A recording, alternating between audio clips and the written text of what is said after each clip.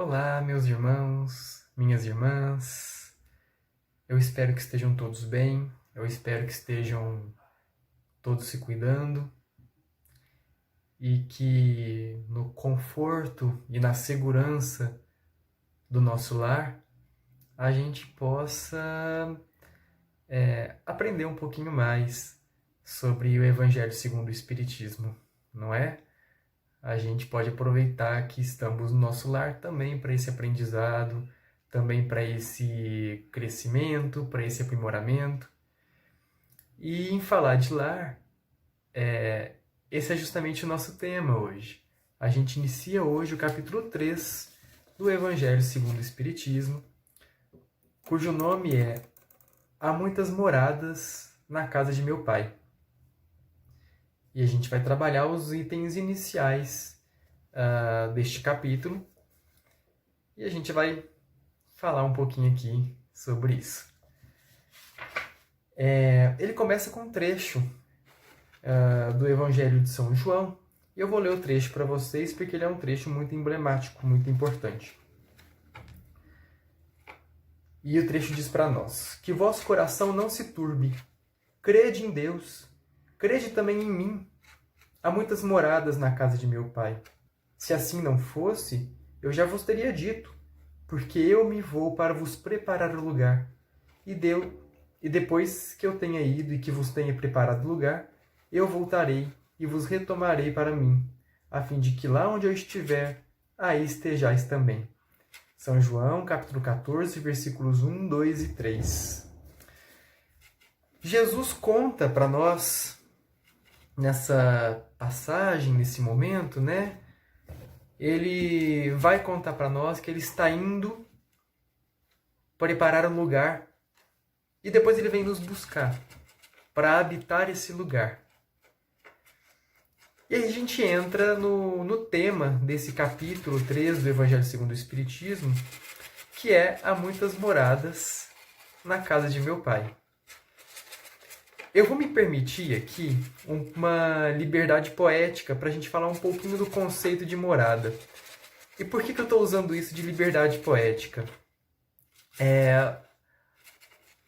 O Evangelho em si ele não dá muita abertura para outras interpretações.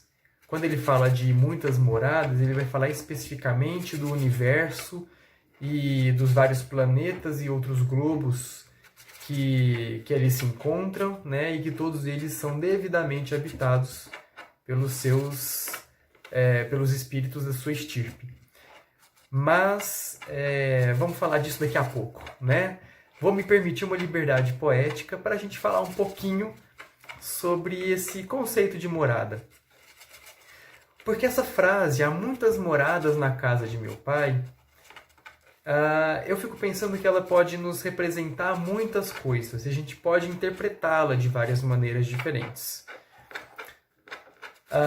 Primeiramente, a gente pode pensar numa metáfora do nosso próprio processo de encarnação e desencarnação e de evolução espiritual. Cada corpo que o nosso espírito, que o eu espírito habita, é uma morada. Rumo ao meu crescimento, rumo ao meu aprimoramento, rumo à minha evolução espiritual. Cada corpo que o meu espírito habita ao longo das minhas experiências carnais é uma morada de aprimoramento espiritual. Outra interpretação livre que a gente pode tirar disso é que, às vezes, nem sempre a gente faz morada apenas em nós mesmos. A gente faz morada nos outros também. Sempre que a gente se entrega ao outro, sempre que a gente faz a caridade, é generoso, é gentil, ama ao próximo, é uma morada nossa cativada no coração do outro. Eu fico pensando que muitas moradas são também os nossos corações. E os corações que nós habitamos pelo amor que a gente entrega e pelo amor que a gente recebe também, né? Mas não é disso que esse capítulo vai falar para nós. Como eu disse, eu estou usando aqui uma liberdade poética para usar outras definições para a palavra morada, porque quando a gente fala de morada, a gente fala de um lugar onde nós vamos habitar. E vamos pensar, aproveitando que nós estamos no ambiente do nosso lar, né? Que nós estamos reclusos em casa, vamos pensar um pouquinho nessa ideia de morada. Quando a gente fala da morada, do lar, da casa, do espaço onde a gente habita, a gente fala com certeza de um lugar onde nós estejamos minimamente confortáveis. É o lugar que pertence a nós, é o lugar no mundo do qual a gente faz parte, e ali nós estamos confortáveis, ali nós estamos com os nossos afetos e desafetos, ali nós estamos com as nossas próprias questões, nossas questões psicológicas, nossas questões sociais, nossas questões espirituais, e tudo acontece na nossa morada, no nosso lar. Essa palavra no Evangelho, ela é carregada de significado, porque percebe que Jesus não fala que há muitos lugares a serem habitados, né? Que há muitas casas. Ele fala de morada, porque a palavra morada ela vem encontrar o nosso afeto. A morada tem a ver com onde nós colocamos o nosso afeto. E nós ficamos bem, nós ficamos confortáveis, nós nos sentimos à vontade, mesmo com os problemas que surgem. Porque na casa surgem problemas também, né? É uma infiltração que acontece, é um reparo que você tem que fazer, acontece também. Mas apesar dos problemas, a gente é capaz de entregar afeto nesse ambiente. O ambiente no qual nós habitamos, ele tem que ser acolhedor para a nossa condição. E é sobre isso que o capítulo 3 do Evangelho, Há Muitas Moradas na Casa do Meu Pai, vai falar. Ele vai falar que nós frequentamos o globo, né, dentre todos os globos do universo, nós frequentamos o globo no qual tem o nosso afeto e a nossa afinidade espiritual. O globo que melhor se adequa à nossa condição espiritual. E é por isso que, como eu falei para vocês, agora tirando a liberdade poética, quando o Evangelho, segundo o Espiritismo, nos traz Há Muitas Moradas na Casa de Meu Pai, ele fala especificamente do universo. E quando eu digo para vocês que ele não abre brecha para outras interpretações, por isso que a outra interpretação que eu fiz foi livre, eu vou ler para vocês o inicinho do item 2, que ele vai dizer exatamente assim. A casa do Pai é o universo. As diferentes moradas são os mundos que circulam no espaço infinito e oferecem aos espíritos encarnados moradas apropriadas ao seu adiantamento. Percebam que ele não dá muita abertura, né? Ele está falando especificamente do universo e de todos os globos que ali estão. E por que eu estou falando globos e não planetas? Porque a gente tem que ter um conceito um pouco maior. O Espiritismo não vai nos dizer que existem outros planetas habitados apenas. Ele vai dizer que existem outros globos habitados. Por quê? As estrelas não são planetas. Elas são habitadas? São. O Sol é habitado? É.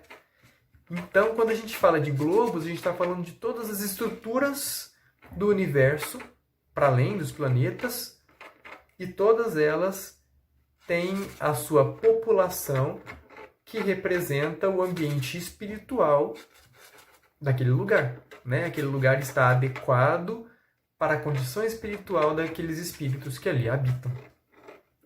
E aí a gente cai numa questão muito interessante. Não sou eu que digo, né? Ao longo da história da ciência, alguns cientistas falaram sobre isso, que seria um completo desperdício de espaço nós temos um universo que é considerado infinito para apenas a Terra ser um globo habitado. É um completo desperdício de espaço, porque será que Deus fez todo o universo para nossa simples contemplação? E tudo aquilo que a gente não consegue contemplar, ele fez para quê? Porque estava à toa, sem fazer nada, estava no ócio, no tédio, daí ele resolveu criar? Não faz sentido. Logicamente, não faz sentido que todos esses globos que existem, apenas a Terra possua seres vivos. Além disso, o Espiritismo conta para nós que nós vivemos diferentes níveis de aprimoramento espiritual, de evolução espiritual. E os diferentes globos do universo, né, do universo infinito, têm a intenção de habitar os espíritos em condições espirituais diferentes, né, de reunir espíritos das mesmas condições espirituais no mesmo espaço, no mesmo globo. A gente tem que pensar que nada, absolutamente nada, é por acaso.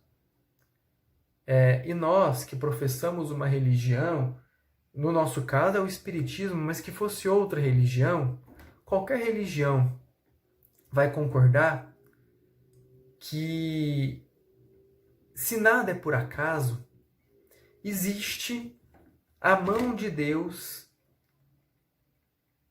em tudo que acontece. Então, se não é por acaso que existem globos infinitos ao longo do universo, também não é por acaso que existe uma lógica entre eles. Deus criou um universo extremamente organizado, extremamente ordenado, em harmonia.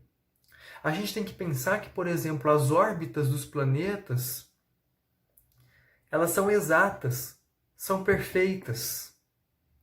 E elas funcionam com uma regularidade perfeita, assim como o seu Criador, que é também perfeito.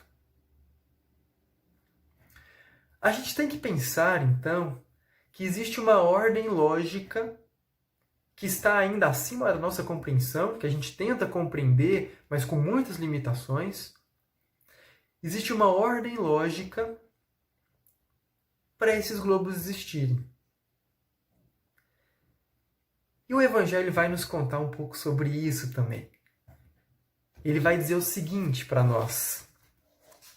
Ainda lá no item 2 do capítulo, ele vai contar para nós que podemos falar dos diferentes estados da alma na erraticidade. Vamos entender o conceito de erraticidade.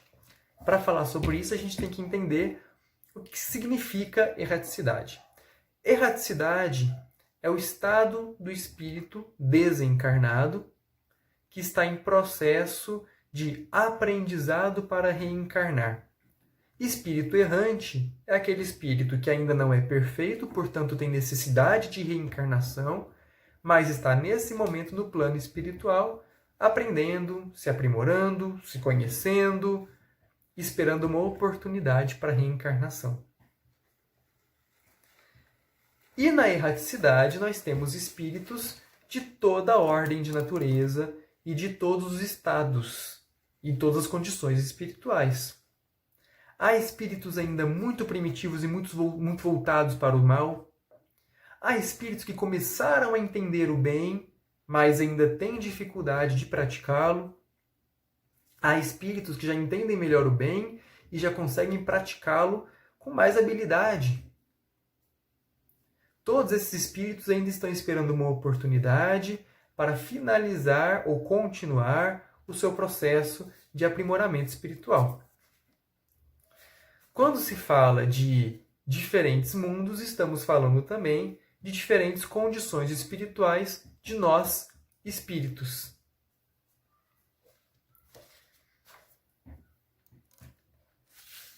E aí, a gente avança para o item 3 do capítulo 3 do Evangelho segundo o Espiritismo. E o item 3 tem o seguinte título: Diferentes categorias de mundos habitados.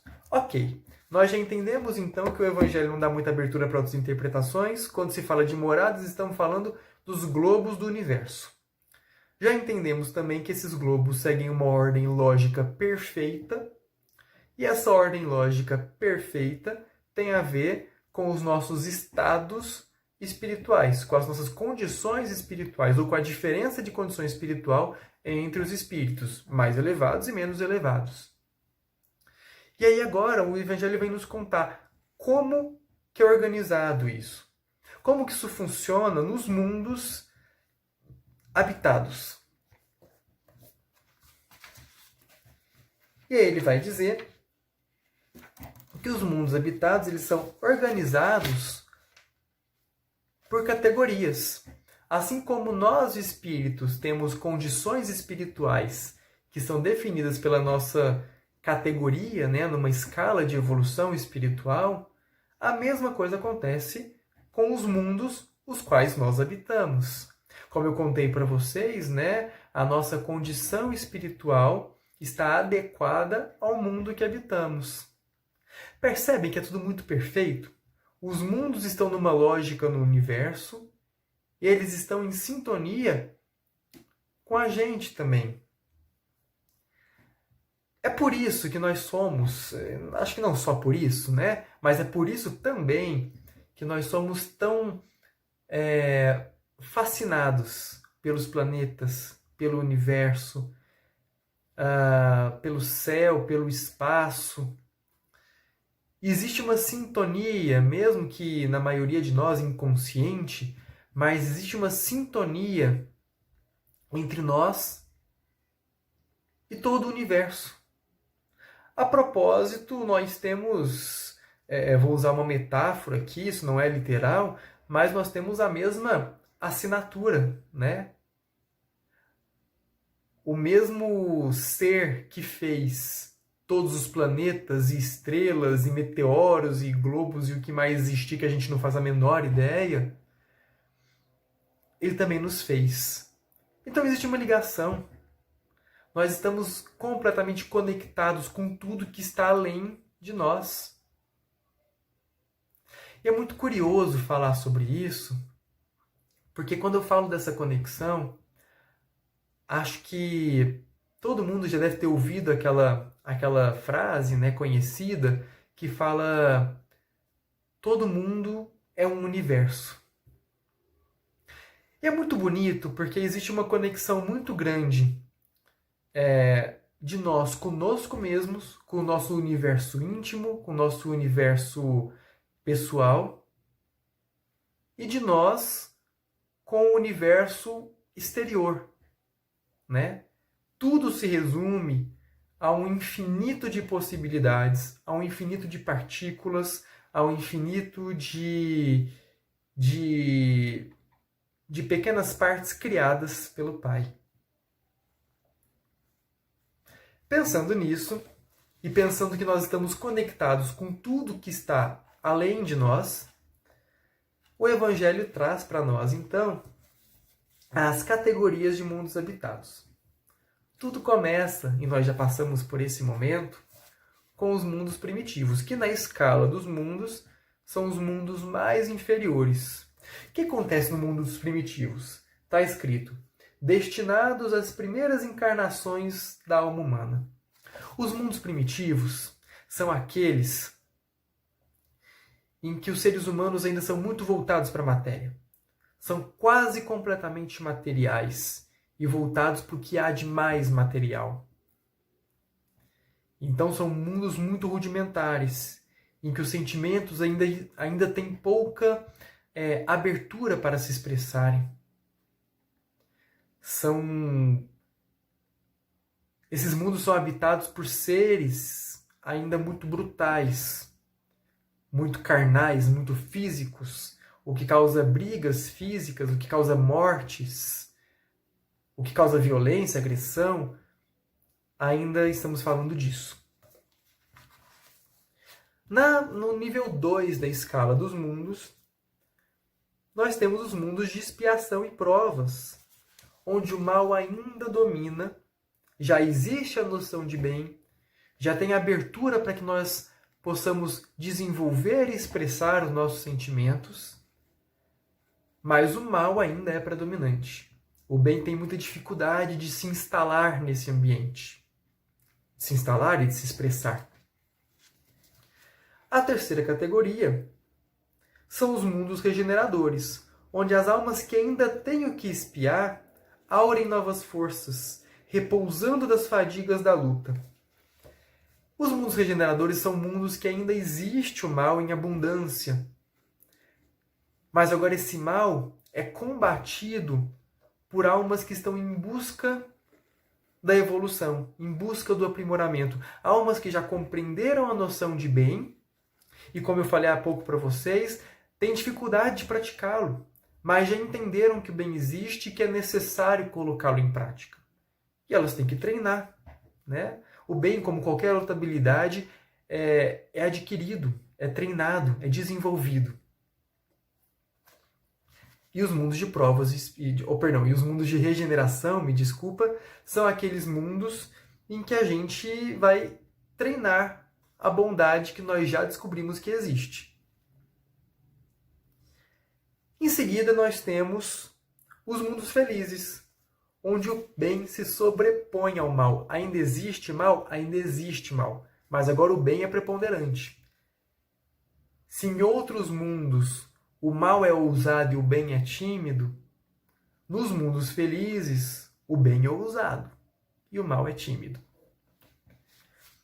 E por fim, nós temos os mundos celestes ou divinos, que são as moradas dos espíritos depurados, onde o bem reina inteiramente. São mundos onde o mal não existe mais. Não há espaço para a maldade, não há espaço para o materialismo. São espíritos que já cumpriram o seu papel na evolução espiritual e que agora podem viver a felicidade eterna.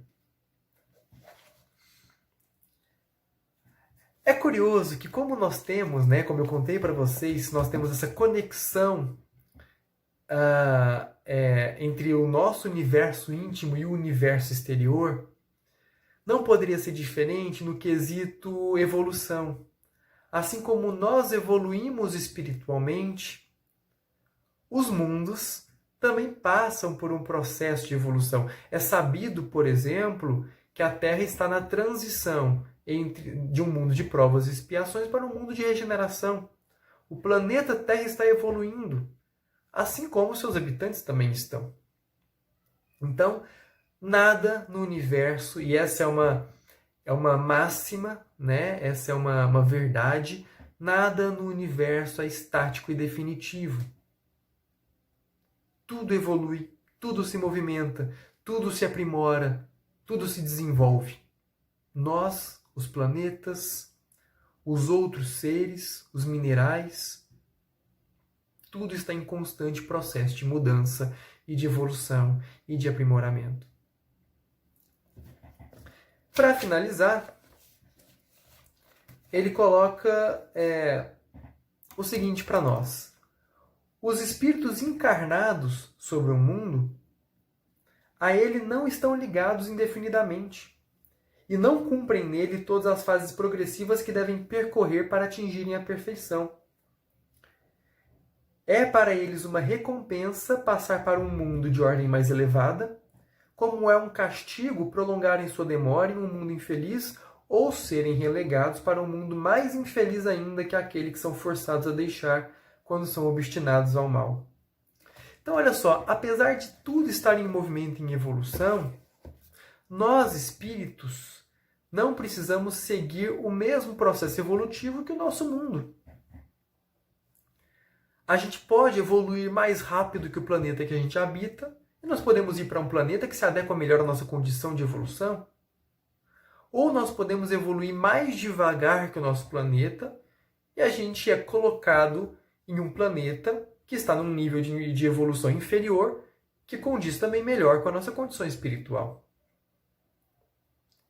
Então a gente não vai ter que cumprir todo o nosso processo de evolução espiritual em um único mundo. É comum que os espíritos, ao longo da sua evolução, passem por inúmeros planetas para experimentarem os seus ambientes e aproveitarem as suas experiências carnais ou não tão carnais assim, depende do nível de evolução, nesse planeta para conseguir evoluir. E é por isso que é importante que a gente entenda que todos os planetas estão passando por esse processo de evolução e que eles têm níveis espirituais diferentes e que se adequam melhor ou pior à nossa própria condição espiritual. Bom, por hoje é só. Eu não sei vocês, mas me dá muita vontade, quando eu estudo esses assuntos, me dá uma vontade absurda de viver aí umas experiências interplanetárias, de fazer umas viagens astrais por aí, de conhecer estrelas, planetas e outras coisas. Sinto muita vontade e acredito realmente que nós temos potencial para isso.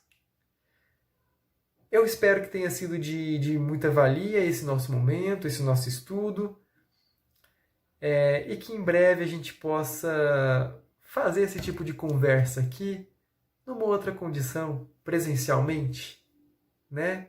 Vamos permanecer em oração pelo mundo, pelo nosso planeta, né? Já que estamos falando de planetas, pelo nosso planeta, pelo nosso país, para que a gente possa muito em breve nos encontrarmos novamente numa conversa presencial para discutirmos temas do Evangelho segundo o Espiritismo.